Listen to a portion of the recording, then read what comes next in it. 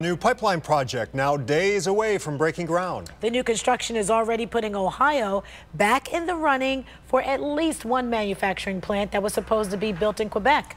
New tonight, News 5's Kevin Berry explains how it's fixing a basic problem that's hurting Ohio business.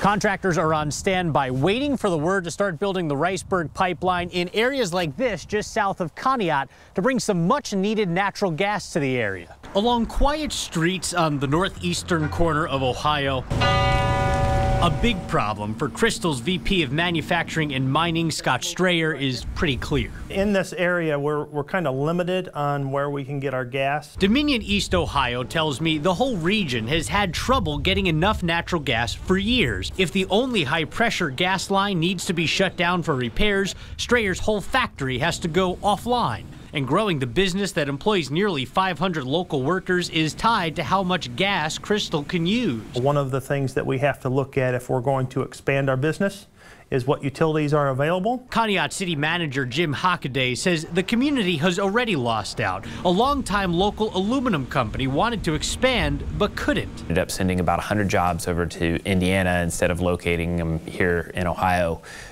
Because we lacked adequate gas. Hockaday says the answer is the Risberg Pipeline. The $86 million project will extend an existing pipeline from Pennsylvania through Conneaut. It'll make more natural gas available for businesses that are already here and for future development. Greg Myers is the executive director for Growth Partnership in Ashtabula County. If you don't have basic infrastructure and basic resources to serve their needs, it's going to drive them to look elsewhere. Already, Myers says a manufacturing plant that was planned for Quebec is giving another look to the area around Conneaut. It's a big deal for a place Myers says already has a knowledgeable workforce and plenty of land to develop, but lacks the basic utilities. That history of being an economy based on manufacturing, people understand that. Contractors are standing by waiting to start building the pipeline in this area just south of Conneaut, and the project's been mostly free from the kind of criticism we see around other pipeline projects.